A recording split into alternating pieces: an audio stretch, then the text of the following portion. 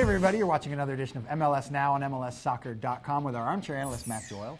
I'm Nick Firchau. We're talking about the U.S. national team's two upcoming friendlies in Europe, the final two games of the year. For Jurgen Klinsmann and his guys, they're playing Colombia in London and the Republic of Ireland in Dublin. A lot of MLS players on this roster, but let's start with DeAndre Yedlin, who's been featured in a number of different ways for Jurgen Klinsmann since he came up earlier this year, obviously in the World Cup and in a recent friendly against Honduras. He's either a right back or he's a right midfielder. Where does he go? Well, I think he'll play a little bit of both in these two games. Well, assuming he's around for the second game, he might go back to Seattle a little early for this one. But he's been better as a right midfielder on the international stage. He's used as a specialist. Just stay wide, use your speed, get out behind, send in crosses. Because he was a little slow to read the game defensively, that was a safer way to play him. That said, over the last couple of months, he has made some really, really good defensive plays. He seems to be reading the game faster, using his speed not just to put out fires, but to understand where the danger is going to happen and get there first before the fire even starts.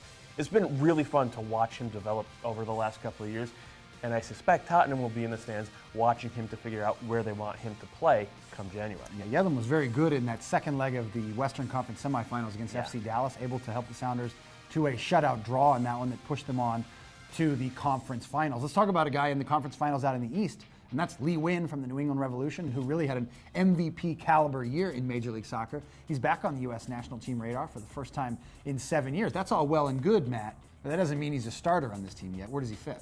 Well, he should fit as a playmaker, right underneath a lone forward, as he's done for the Revs this year, really the last couple of years, and he's been spectacular. MVP caliber. Maybe the most technical player in the league, maybe the most technical player on the U.S. national team roster, really in the entire pool. He's just a magician on the ball. He's able to find space, not get behind the defense, but certainly find space between the lines, make them come to him, and then beat the first guy with the ball on his foot.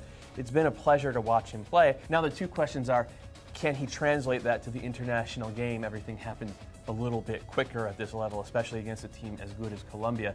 And the second question is that where Jurgen Klinsmann is going to play him? Because if you look at this roster, you'd say, okay, yeah, there are two, maybe three number 10s. Nguyen, Rubio Rubin, who I think we'll see a little bit of, and Mix Diskerud. Of course, Mix Diskerud last time played at D-mid. So we might end up seeing Nguyen playing right midfield, left midfield. Maybe we see him deeper. Maybe we see him trying to play as a number 6. You never really can tell with Jurgen Klinsmann. He plays a lot of hunches. Some good storylines heading into the final two games of the year for the U.S. national team. First up, Friday against Colombia at Craven Cottage in London, and then a November 18th matchup in Dublin against the Republic of Ireland. Make sure you keep it tuned to MLSsoccer.com for complete coverage.